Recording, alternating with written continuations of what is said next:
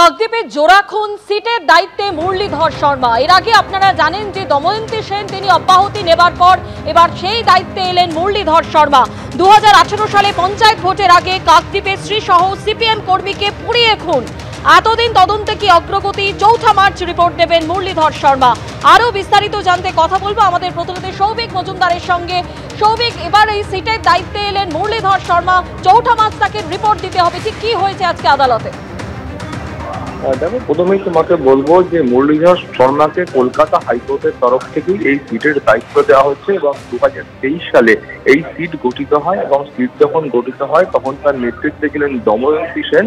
কিন্তু সাম্প্রতিক সময় দময়ন্তী সেন তিনি শারীরিক কারণে এই সিটের দায়িত্ব থেকে অব্যাহতি চান এবং কলকাতা হাইকোর্ট থেকে অব্যাহতি চান। তারপরেই কিন্তু মুরলীধর শর্মাকে এই সিটের দায়িত্ব দেওয়া হয় এবং কলকাতা হাইকোর্টের তরফে আজকে বলা হয়েছে যে আগামী 4 মার্চের মধ্যে তাকে রিপোর্ট দিতে হবে এবং সেই রিপোর্ট দিয়ে তাকে বলতে হবে যে তিনি সমস্ত রকম যে ডকুমেন্টগুলো ছিল সেই ডকুমেন্ট তিনি পেয়েছেন কিনা। এছাড়াও এখনো পর্যন্ত এই ইনভেস্টিগেশনের ক্ষেত্রে কি কি অগ্রগতি হয়েছে সেটাও তাকে রিপোর্ট দিয়ে বলতে হবে।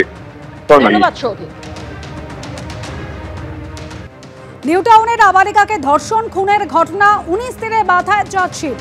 ধর্ষণ করে খুনের মামলায় টোটো চালকের বিরুদ্ধে চার্জশিট।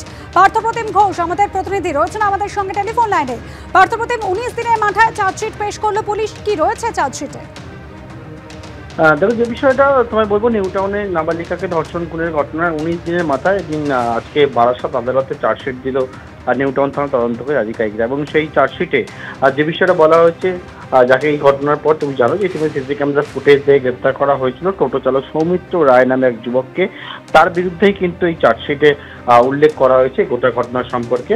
এবং পুলিশের তরফ থেকে যেটা বলা হচ্ছে যে চার্জশিট তারা 19 দিনের মাথায় দিলে এবং কাস্টাডি ট্রায়ালের মাধ্যমে যাতে আগামী দিনে দ্রুত এই মামলার নিষ্পত্তি করা যায় সেই চেষ্টায় কিন্তু করা হচ্ছে। এবং সেই জন্যই সমস্ত দিক খতিয়ে দেখে এবং ফরেন্সিক এভিডেন্স বিভিন্ন সেটা খতিয়ে দেখে আজকে চার্জশিট জমা দিল তদন্তকারী আধিকারিকরা। অনুষ্ঠান ধন্যবাদ পার্থপ্রতিম। নিউ টাউনে নাবালিকাকে ধর্ষণ খুনের ঘটনা এবং সেই খুনের ঘটনায় 19 দিনের মাথায় চার্জশিট দেওয়া হলো টোটো চালকের বিরুদ্ধে। খুনের মামলায় অভিযুক্ত ছিল টোটো চালক, তার বিরুদ্ধে 19 দিনের মাথায় বারাসাত কোর্টে চার্জশিট পেশ করলো পুলিশ।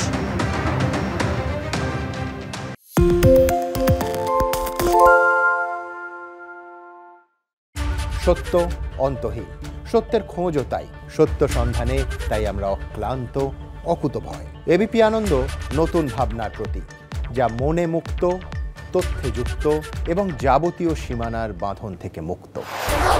সীমা না শব্দটির মধ্যে লুকিয়ে আছে মানা শব্দটি, যেন চোখ রাঙানি এক অদৃশ্য বেড়াজাল যা আটকে রাখে আমাদের এক ছোট্ট গণ্ডির মধ্যে। একমাত্র সঠিক খবরই গড়ে তুলবে এক মুক্ত সমাজ। সেই জগৎ গড়ার লক্ষ্যে কোনো সীমানার ঠুকুটি আমরা মানব না। এবিপি আনন্দ এগিয়ে থাকে, এগিয়ে রাখে।